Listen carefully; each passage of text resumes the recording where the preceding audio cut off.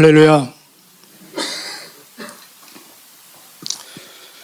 17절 우리 읽었는데 다시 한번 보시겠습니다. 17절 내가 율법이나 선지자를 폐하러 온 줄로 생각하지 말라.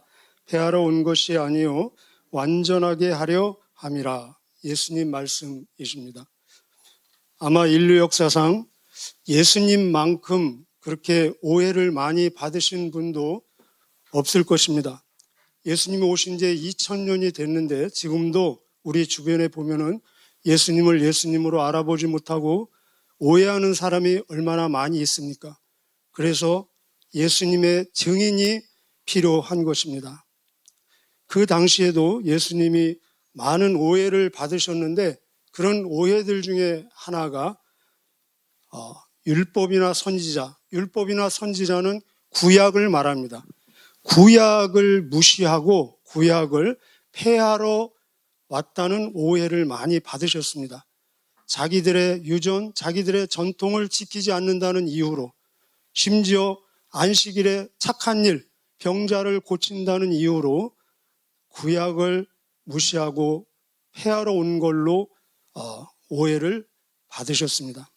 그래서 예수님은 분명히 자기의 입장을 밝히십니다. 내가 구약을 폐하러 온 것이 아니라 오히려 구약을 완전하게 하기 위해서 왔다.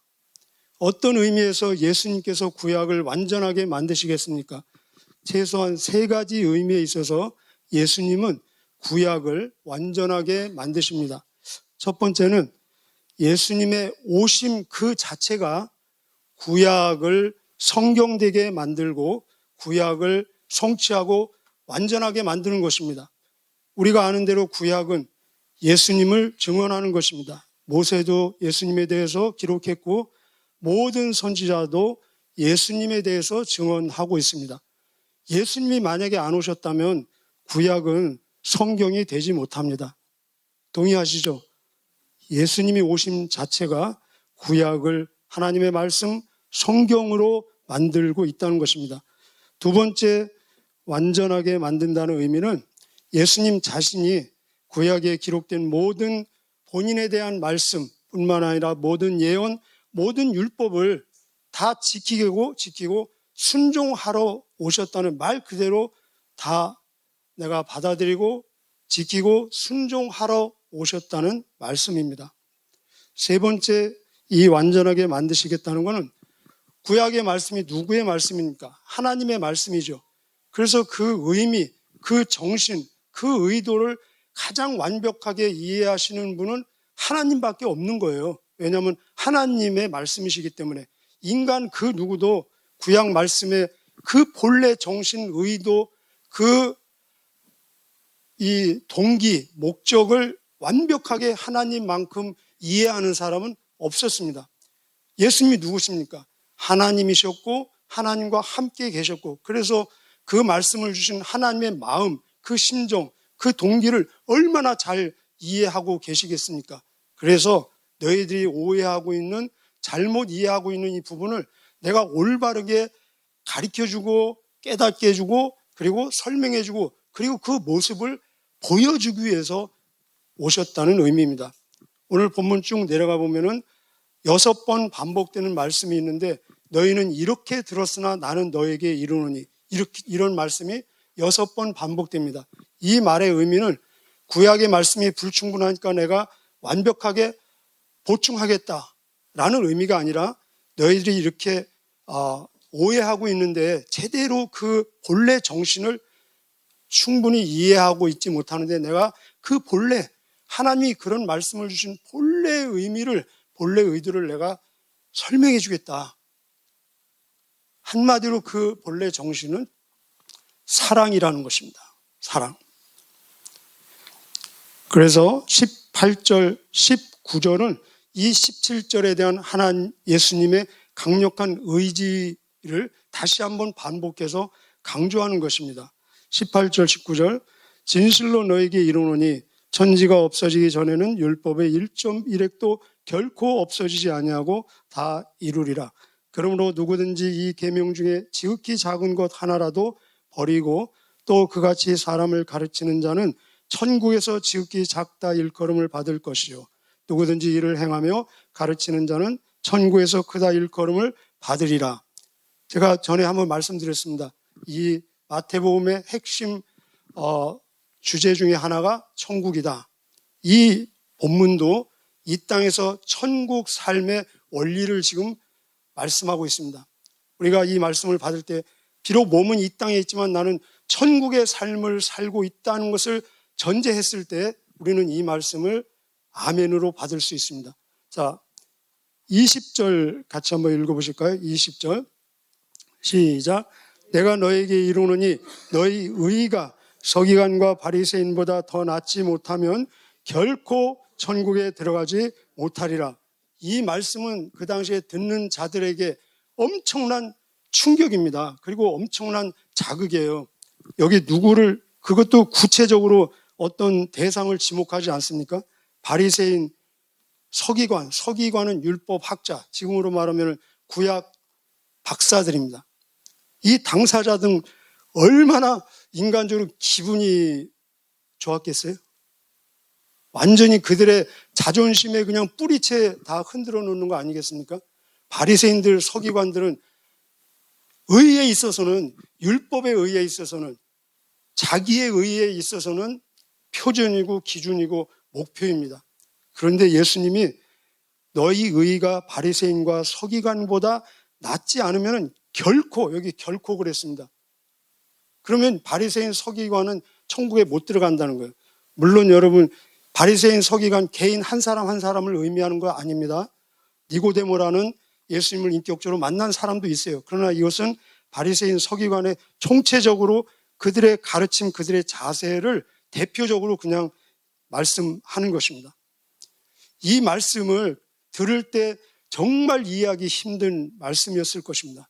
두고두고 의미하면서 묵상하면서 이해해야 될 말씀입니다. 그러나 우리가 상식적으로 제대로 이해하면 이 말씀은 너무나 당연하고 맞는 말씀입니다. 자, 어디라고 했습니까? 천국이라고 했습니다. 천국. 우리 회개하라, 천국이 가까이 왔다 계속 들으셨죠? 천국은 그 왕의 집입니다. 왕의 집. 그래서 천국, 왕국이라고 하지 않습니까? 이 천국의 왕은 누구십니까? 예수님이에요. 예수님. 왕으로 오신 예수님. 그러면은 천국은 천국 집의 주인인 예수님의 마음에 드는 사람이 들어가는 것입니다. 여러분 다 집이 있으시죠? 여러분 집에 누가 들어갈 수 있습니까? 여러분 집에 들어갈 수 있는 사람은 여러분과 관계의 문제입니다. 관계의 문제. 그 사람이, 당사자가 나는 이런 업적이 있고 나는 이런 공로가 있고 나는 이런 사람이다. 그거 아무 의미가 없고 여러분 개인 집에 들어가는데 아무 상관이 없는 겁니다. 그렇지. 어떤 사람의 집에 들어가기 위해서는 그 집 주인과의 개인적인 인격적인 관계에 있는 거예요. 관계. 그래서 천국에는 누가 들어가느냐?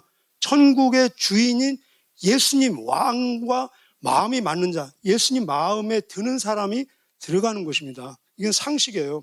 그래서 이 원리, 이 진리를 나중에 깨달은 바울은 뭐라고 고백하냐면은 내가 바리새인 중에 바리새인으로서 율법의 의로는 흠이 없는 자로 돼. 이건 뭐냐면 자기 생각에, 지 생각에. 그러나 이 율법의 의가 천국에 들어가는데 아무 상관이 없는 것을 철저히 깨달은 그는 고백하기를 오라 나는 곤고한 자로다. 이 사망의 몸에서 누가 나를 건져내랴. 오직 예수 그리스도를 통해서 하나님께 감사하리로다. 그래서 로마서 10장 4절에 고백하기를 예수 그리스도는 믿는 모든 자에게 의가 되기 위해서 율법의 마침, 율법의 여기 완전히 되셨느니라. 고린도전서 1장 30절에 말씀하시기를 예수 그리스도는 우리의 거룩함과 의로움과 지혜와 구원이 되시느니라 라고 고백했습니다. 자, 21절부터 아까 말씀드린 대로 너희는 이렇게 들었으나 나는 너에게 이르노니. 지금 예수님이 이런 몇 가지 대표적인 사례들을 가지고 이 구약을 완전케 만드시는 지금 작업을 하고 계십니다. 이것이 다가 아닐 텐데 몇 가지 지금 예를 보여주고 있습니다. 한 가지 우리 짧게 보도록 하겠습니다. 자, 첫 번째는 살인. 우리 십계명 출애굽기 20장 보셨죠? 그때 이미 출애굽에서 십계명에 이런 말씀을 주실 때 이런 의도, 이런 정신으로 하나님은 주셨다는 것입니다. 자, 첫 번째는 살인입니다. 우리 21절부터 26절까지 읽으시겠습니다. 시작.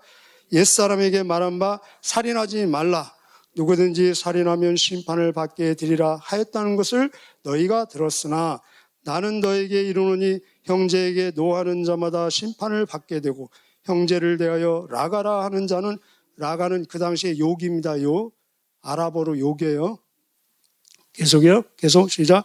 공에 잡혀가게 되고 미련한 놈이라 하는 자는 지옥불에 들어가게 되리라. 그러므로 예물을 제단에 드리려다가 거기서 내 형제에게 원망 들을 만한 일이 있는 것이 생각나거든 예물을 제단 앞에 두고 먼저 가서 형제와 화목하고 그 후에 와서 예물을 드리라. 너를 고발하는 자와 함께 길에 있을 때 급히 사화하라. 그 고발하는 자와 너를 재판관에게 내어주고 재판관이 옥리에게 내어주어 옥에 가둘까 염려하라. 진실로 내게 이르노니 내가 한 푼이라도 남김이 없이 다 갚기 전에는 결코 거기서 나오지 못하리라. 아멘. 아멘 하십시오. 아멘. 단순히 행동으로 몸을 죽이는 정도가 아니라 여기 분노 나옵니다. 분노, 미움, 원망하지 말라는 것입니다. 설령 했더라면은 속히 화해하라는 것입니다. 여러분, 형제 둘이 있는데 둘이 원수지간이고 서로 미워하고 그러면서 부모님께 효도하겠다고 큰형이 오늘 소고기 사오고 그리고 둘째 동생은 큰형 꼴보기 싫어서 다른 날 피해가지고 부모님께 소고기 사온다면은 그 부모가 소고기 맛있게 드시겠습니까? 예배가 굉장히 중요하지만 화해는 예배보다 먼저라는 것입니다. 분노, 미움, 원망은 상대방뿐만 아니라 자신의 영혼과 육체를 피폐케 하고 마귀에게 내 안에서 활동하도록 장소를 제공하는 것이 된다는 것입니다. 여기 보면은 미련한 놈이라 미워하는 것은 지옥에 간다고 그랬어요. 지옥. 저를 포함해서 지옥 안 갈 사람이 어디 있겠습니까? 예수님이 거짓말 하십니까? 예수님이 뭐 과장법 뻥치십니까? 우리는 도저히 받아들일 수 없는 그런 말씀을 들을 때는 과장법이다. 막 그런 표현하는데 예수님은 그러지 않습니다. 예수님은 언제나 진실만을 말씀합니다. 저와 우리 모두는 지옥 갈 운명입니다. 그런데 지옥 가지 않았잖아요. 예수님이 대신 가신 것입니다. 지옥의 형벌을 대신 받으신 것입니다. 얼마나 감사합니까? 예수님의 자비와 궁일에. 우리가 사는 길은 예수님께 붙어있는 길밖에 없다는 것입니다. 우리 27절부터 32절은 간음입니다. 간음. 27절부터 그 대목 읽으시고 예수님의 말씀을 인정하시면 아멘 하시기 바랍니다. 27절부터 32절까지 읽겠습니다. 시작. 또 간음하지 말라 하였다는 것을 너희가 들었으나 나는 너에게 이르노니 음욕을 품고 여자를 보는 자마다 마음에 이미 간음하니라. 이게 지금 제자들을 대상으로 하는 얘기예요. 제가 미리 말씀드리는데 제자들 다 남자들이잖아요. 여자가 없어서 여기 여자를 보고 그랬어요. 그래서 남자를 보고도 들어갑니다. 그 옆에 가로치시고 남자를 보고도 들어감 이렇게 추가하시기 바랍니다. 29절 계속요. 만일 내 오른눈이 너를 실족하게 하거든 빼어내버려라. 내 백체 중 하나가 없어지고 온몸이 지옥에 던져지지 않는 것이 유익하며 또한 만일 내 오른손이 너를 실족하게 하거든 찍어내버려라. 내 백체 중 하나가 없어지고 온몸이 지옥에 던져지지 않는 것이 유익하니라. 또 일러스에 누구든지 아내를 버리려거든 이혼 증서를 줄 것이라 하였으나 나는 너희에게 이르노니 누구든지 음행한 연고 없이 아내를 버리면 이는 그로 간음하게 하며 또 누구든지 버림받은 여자에게 장가드는 자도 간음함이니라. 간음하지 말라. 십계명이 나오죠. 여러분 꼭 기억하십시오. 하나님 앞에서는 생각도 행동입니다. 왜냐하면 다 보이기 때문에. 우리 보통 그렇게 하죠. 행동은 조심하잖아요. 누구 앞에 있는지에 따라서 더 조심하고 대충 조심하고 상대방에 따라서 우리 경험이 얘기해 주고 있지 않습니까? 그러나 마음 생각은 느슨한 경우가 많이 있습니다. 왜냐하면 보이지 않기 때문에. 그래서 우리는 그렇게 말하잖아요. 뭐 생각도 못하나 그냥 생각만 해본 거야. 그러죠. 그래서 생각은 그대로 그냥 생각되는 대로 방치하는 경우가 있는데 굉장히 비성서적이라는 것입니다. 하나님 앞에서는 생각도 행동이라는 것입니다. 여러분 저를 포함해서 내가 지금 생각하는 것이 나의 아내에게, 나의 부인에게, 내 자녀들 앞에서 이 겉옷처럼 다 노출되고 보여줘도 아무 문제가 없으시겠죠? 그죠? 지금 그런 내용입니다. 그래서 죄의 세포는 여기 완전히 잘라내라는 것입니다. 우리 암세포가 있으면은 암세포 아까워하는 사람이 어디 있겠습니까? 다 절단하잖아요, 막 암세포. 그런데 이 죄세포는 암세포보다 더 위험하고 더 무서운 것입니다.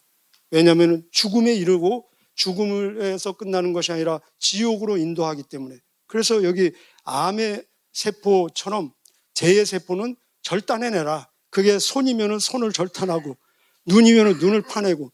그러나 어디에서 시작되겠습니까? 뇌에서부터 시작되고 마음으로부터 생각되고. 그러면 뇌의 세포도 절단해내고 마음의 이 허파 그런 것도 다 절단해내고 남는 부위가 어디 있겠습니까? 남는 부위.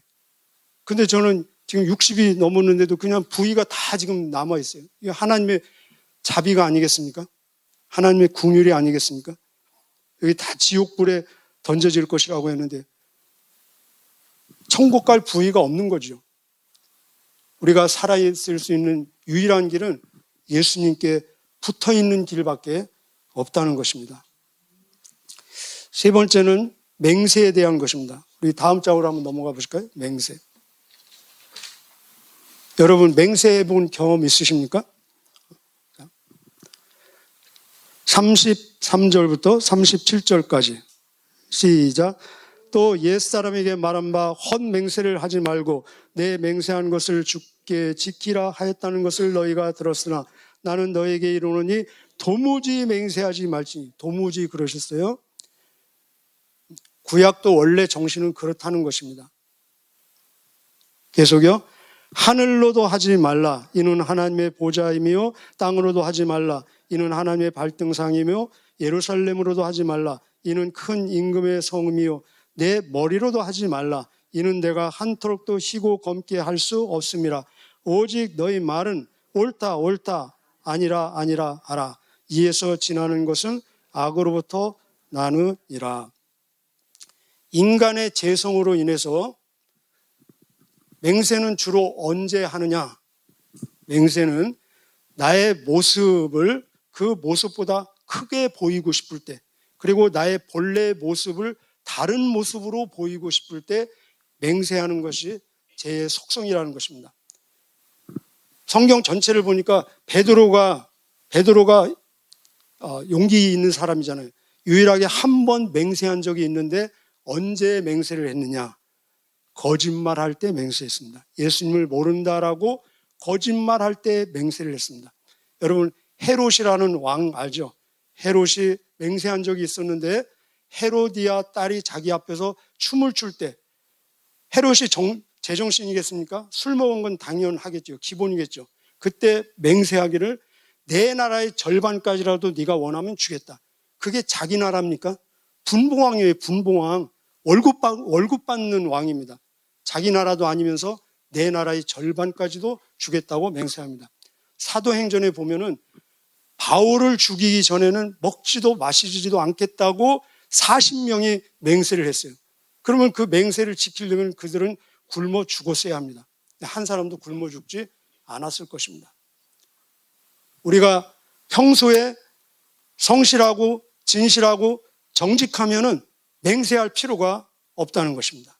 그리고 어떤 결과, 결론, 열매에 대한 절대적인 주권은 하나님에게 있기 때문에 맹세할 자격이 없다는 것입니다. 38절부터 44절은 보복의 문제입니다. 우리 구약에서 많이 봤죠. 이는 이로, 이는 이로, 눈은 눈으로, 된 데는 된 대로, 찔르면 찔른 대로. 그 말씀을 그냥 들으면 굉장히 무섭고 엄격한 하나님, 어떻게 하나님? 그런데 그것이 아니라는 것입니다. 보복하지 말라는 것입니다. 남에게 당하기 싫은 것을 남에게 하지 말라는 것입니다.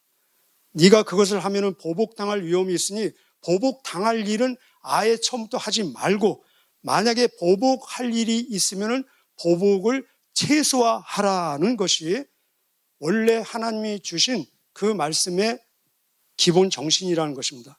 자, 우리 38절부터 44절까지 읽겠습니다. 시작. 또 눈은 눈으로, 이는 이로 갚으라 했다는 것을 너희가 들었으나 나는 너희에게 이르노니 악한 자를 대적하지 말라. 여기 빗줄 그십시오. 악한 자를 대적하지 말라. 계속요. 누구든지 내 오른편 뺨을 치거든 왼편도 돌려대며 또 너를 고발하여 속옷을 가지고자 하는 자에게 겉옷까지도 가지게 하며 또 누구든지 너로 억지로 오리를 가게 하거든 그 사람과 심리를 동행하고 내게 구하는 자에게 주며 내게 꾸고자 하는 자에게 거절하지 말라. 또 내 이웃을 사랑하고 내 원수를 미워하라 했다는 것을 너희가 들었으나 나는 너희에게 이르노니 너희 원수를 사랑하며 너희를 박해하는 자를 위하여 기도하라. 아멘. 기도하시겠습니까? 감동되는 대로 하십시오. 아까 말씀드린 대로 원래의 뜻은 내가 받기 싫은 것은 남에게 하지 말라. 대접받고 싶은 대로 대접을 하라. 보복을 최소화하라. 우리 보복할 때는 좀 더 하게 되잖아요. 그래서 보복이 보복을 낳게 되는데 보복을 최소화하라. 그러면 최소화의 끝은 어디겠습니까? 안 하는 것입니다. 보복을 안 하는 것이고, 안 하는 것을 넘어서 선으로 갚는 것이 보복을 최소화하는 것의 경지요, 그리고 정점이라는 것입니다. 여러분 지금까지 살아오시면서 그런 경험이 있으실 것입니다. 지금 여기에 문자적으로 똑같지는 않아도 분명히 있을 것입니다. 내가 신세를 특별히 신세지지 않았는데도 선물해 주신 경험이 있을 것입니다. 그리고 상대방이 도와달라고 부탁을 하지 않았는데도 막 도와준 경험이 있을 것입니다. 이삿짐도 막 가서 날라주기도 하고, 그리고 그 사람이 같이 가자고 하지도 않았는데 막 따라가면서 같이 간 경험이 있을 것입니다. 낯선 사람, 귀찮아함에도 불구하고 막 따라간 경험이 있을 것입니다. 이런 때는 언제였습니까? 전도할 때였습니다. 전도할 때 바로 이런 사건. 전도는 무엇입니까? 아까 말씀드렸죠. 이 내용은 천국 삶의 원리라는 것이랍니다. 전도는 이 땅에 천국을 건설하는 작업을 하고 있는 중이라는 것입니다. 이 내용처럼 한 사람이 성경에 보면은 스데반이 죽음을 당하면서 돌팔매질을 당하면서 진짜 이 내용을 문자적으로 성취해냈습니다. 스데반이 그랬고 바울과 실라가 빌립보 감옥에서 그랬습니다. 그들은 특별한 사람이 아닙니다. 중요한 것은 어느 상황에서 무엇을 할 때 그렇게 할 수 있었느냐. 공통점은 성령으로 충만해서 복음 증거에 몰입되어 있을 때 이런 말씀들을 문자적으로 그냥 그대로 성취해냈다는 것입니다. 우리가 맹정신, 제정신으로 평소에는 이뤄서 할 수 없습니다. 그러나 성령으로 충만해서 복음 증거에 몰입되어 있을 때 내 힘으로가 아니라 내 안에서 역사하시는 성령님의 힘으로 얼마든지 해낼 수 있다는 것입니다. 그래서 예수님은 가능하기 때문에 지금 이것을 요구하는 것입니다. 중요한 것은 내 힘이 아니라 성령님의 힘으로, 주님의 힘으로. 자, 45절부터 결론입니다. 48절까지 읽겠습니다. 시작. 이같이 한즉 하늘에 계신 너희 아버지의 아들이 되리니 이는 하나님이 그 해를 악인과 선인에게 비치시며 비를 의로운 자와 불의한 자에게 내려주심이라. 너희가 너희를 사랑하는 자를 사랑하면 무슨 상이 있으리요? 세리도 이같이 아니하느냐? 또 너희가 너희 형제에게만 무난하면 남보다 더하는 것이 무엇이냐? 이방인들도 이같이 아니하느냐? 그러므로 하늘에 계신 너희 아버지의 온전하신 것 같이 너희도 온전하라. 48절 이미 빗줄이 거져 있습니다. 여러분 제자이십니까? 제자이면 그 옆에 적으십시오. 나의 목표 48절 색광펜으로 하시고, 나의 목표. 지금 이 온전함과 얼마나 큰 격차가 벌어져 있는지 그건 상관없습니다. 중요한 것은 나의 목표라는 것입니다. 자, 이 말씀에서 일단 아버지의 온전하심과 같이 너희도 온전하라. 하나님의 온전하심과 같이로 말하지 않았습니다. 만약에 하나님의 온전하심과 같이 너희도 온전하라 그랬다면 하나님이 전능하신 것처럼 너희도 전능하라 할 수 없죠. 하나님이 전지한 것처럼 너희도 전지하라 할 수 없죠. 그런데 아버지의 온전하심처럼 예수님, 사람이 되신 예수님, 임마누엘, 예수님을 통해서 보여주신 하나님 아버지로서의 그 성품, 그 자세를 본받으라는 것입니다. 제가 아까 여기 말씀드렸습니다. 여기 대상이 누구입니까? 이 말씀을 시작한 첫 구절을 보면은 예수님이 서 있는데 많은 무리들이 산 밑에 있었습니다. 근데 예수님은 산 위로 올라오시고 제자들이 그 앞으로 나오니까 그때 비로소 입을 열어서 이 말씀을 지금 주고 계신 것입니다. 대상이 지금 예수님이 이런 말씀을 주시는 대상은 제자라는 것입니다. 제자. 군중, 무리가 아니고 제자라는 것입니다. 그래서 내가 정말 제자라면은 이 말씀을, 이런 말씀을 내가 어떻게 지켜? 그냥 하시는 말씀이지. 만약에 그렇게 받으면은 제자가 아닙니다. 내가 정말 제자라면은 이 말씀을 심각하고 진지하게 문자적으로 그대로 받아야 됩니다. 그리고 내 인생의 목표로 삼아야 된다는 것입니다. 그래서 이 말씀은 우리의 스승 되신 예수님이 제자인 우리에게 주시는 명령이요 기대입니다. 그러면서 동시에 내가 너를 온전하게 만들겠다는 제자인 우리를 향한 주님의 강력한 의지입니다. 그런데 그 의지를 우리가 포기하면 되겠습니까? 절대로 포기할 수 없다는 것입니다.